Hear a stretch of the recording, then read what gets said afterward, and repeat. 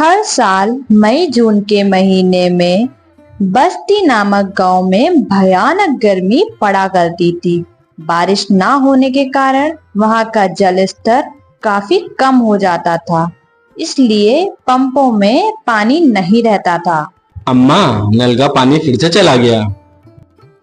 बाल्टी में पानी होगा, उससे जाके नहा ले।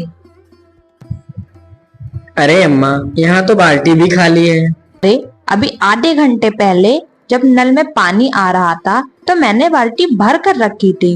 काजल मैडम जी उसी पानी से नहा ली होंगी और हमारा लड़का तो ऐसे ही गंदा रह गया। मैंने भी तो कल शाम में पानी भर कर रखा था और तुम्हारा लड़का तो उस पानी से नहा लिया। मैंने तो कुछ नहीं कहा और हमारी लड़की ने नहा लिया तो बहुत बड़ी आफत आ गई है। जैसे अपनी महारानी लड़की जी से कहो नल से खुद पानी निकाल कर रखा करे नहाने के लिए, वरना लगाऊंगी 2-4 थप्पड़, आ जाएगी अकल ठिकाने। अच्छा, मार के दिखाना, जैसे मेरे पास तो हाथ है नहीं। काजल अपनी नानी के साथ अपने मामा के घर में रहा करती थी। उसके माता और पिता की मृत्यु हो गई। काजल की उसकी मामी से बिल्कुल नहीं बनती थी। उसकी मामी हमेशा यही सोचती थी कि वो यहाँ से चली जाए। काजल के माता पिता के मृत्यु के बाद उसकी मामी उसे अपने घर में साथ नहीं रखना चाहती थी, मगर उसकी नानी उसको वहाँ रखना चाहती थी। रात को जब काजल के मामा घर लौटते हैं तब उर्मिला सारी बातें अपने पति को बताती है। आज तो आपकी भांजी मुझसे लड़ने को तैयार हो गई थी। मैंने उससे बस इतना ही कहा था कि कुएं से पानी आज तू निकाल ले, बस महारानी जी चिढ़ गई और लड़ने लगी। वो तो ये कहो राजू घर पे था, उसने कुएं से पानी निकाल कर मुझे दिया। माँ ने कुछ नहीं कहा। वो तो बस काजल की ही तरफदारी करती हैं, उन्हें मैं कहाँ अच्छी लगूंगी। वो तो कहिए कि राजू घर पे था, उसने मुझे इस तरह उर्मिला झूठ बोलकर अपने पति को गुस्सा दिला देती है। रामलाल गुस्से में अपनी माँ के कमरे में जाता है और अपनी माँ और भांजी के कपड़े सारे फेंक देता है बाहर। मामा, आप हमें घर से क्यों बाहर निकाल रहे हैं? तुम लोग यहाँ से बाहर निकलो और जहाँ जाना है वहाँ जाओ। काजल और उसकी नानी सरपंच जी के पास अपने बेटे रामलाल की शिकायत करने पहुंच जाती हैं, लेकिन वे वहां जाते ही देखती हैं कि सरपंच जी को उसकी बहू ने पहले से ही रिश्वत देके अपने पक्ष में करवा लिया है। रामलाल और उर्मिला और उनका बेटा उन्हें धक्के मारकर घर से बाहर निकाल देते हैं। नानी, अब हम कहाँ जाएंगे? काजल बेटा, मैं तेरी मौसी यानी कि अपनी छोटी बेटी के घर चलते हैं। वो हमें जरूर मदद करेगी, हमें ऐसी हालत में देखेगी तो जरूर हमारा सहारा बनेगी। भरी दोपहरी में काजल की नानी धूप में चलते चलते गर्मी के कारण बेहोश हो जाती है।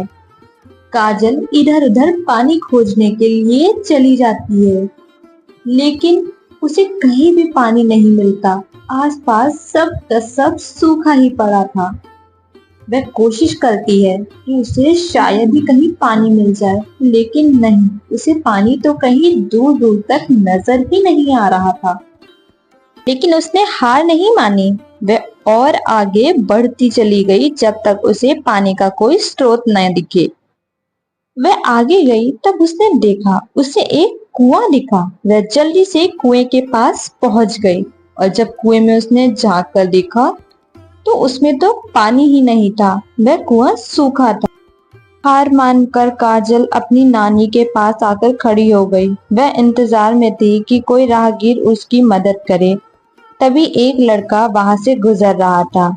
उसने जल्दी से जाकर उससे पूछा, सुनो, मेरी माँ को अस्पताल पहुंचा दो और बदले में तुम मुझसे ढेर सारा सोना ले लेना। देर बाद वो नौजवान काजल और उसकी नानी को हॉस्पिटल पर छोड़ ही देता है। अस्पताल में काजल की नानी का कुछ दिनों तक इलाज चलता रहता है और उसकी नानी ठीक हो जाती है। नानी जी, अब हमें मौसी के घर जाकर उन पर बोझ बनने की जरूरत नहीं है। हमारे पास एक जादुई कुआं है जिससे हीरे निकलते हैं। हम उन हीरो को बेचकर अपना गुजारा कर लिया करेंगे। काजल जल्दी से जाकर उस कुएं से हीरे निकालना शुरू कर देती है। अपनी जरूरत के मुताबिक उस कुएं से हीरे निकालती रहती है और उसे एक जगह इकट्ठा कर कर रख लेती है। उसके बाद काजल शहर में जाती है बाजार और वहां जाकर हीरो को बेच देती है और उसी हिसाब से पैसे अपने साथ ले आती है।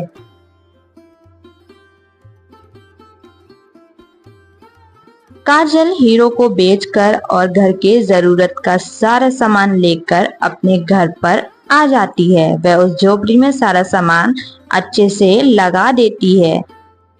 वो नौजवान जब भी उस रास्ते से गुजरता तब वह काजल से मिलकर जरूर जाता था।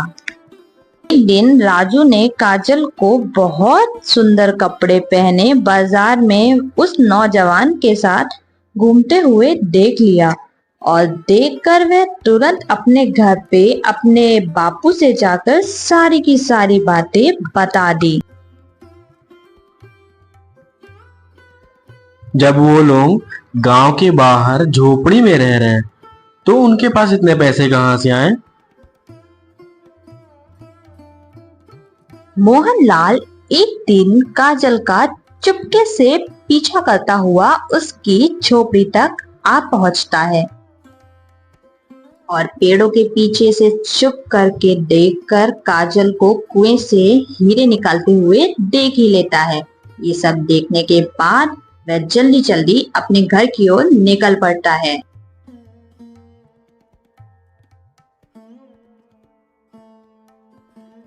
अरे, ये बैलगाड़ी से आप कहाँ जा रहे हैं? जरा मुझे तो बता दीजिए। इतनी रात में आखिर आपको जाना कहाँ है?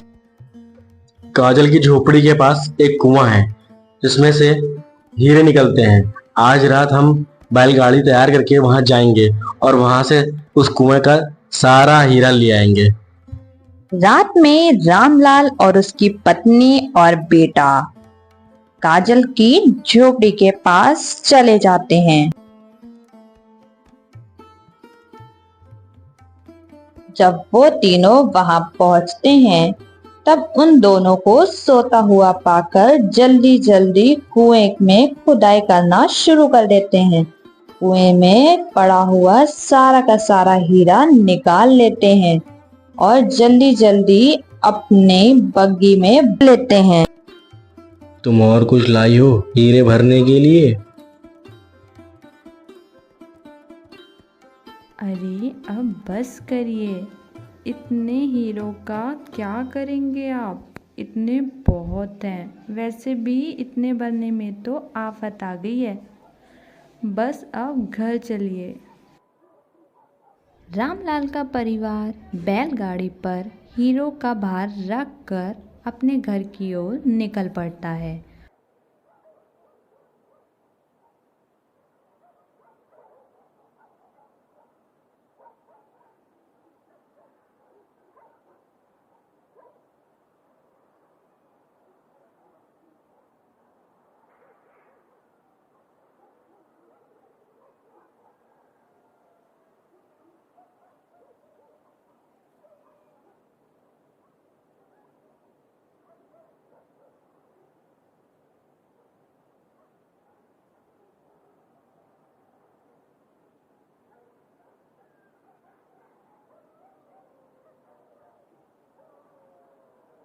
रात में डाकुओं की टोली उसी रास्ते से गुजर रही होती है।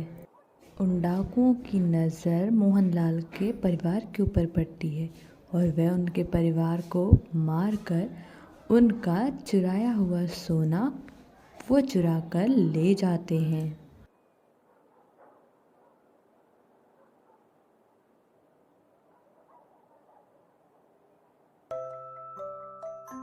उधर काजल की शादी उस नौजवान से हो जाती है। और वह बहुत अच्छी लाइफ गुजारने लगती है।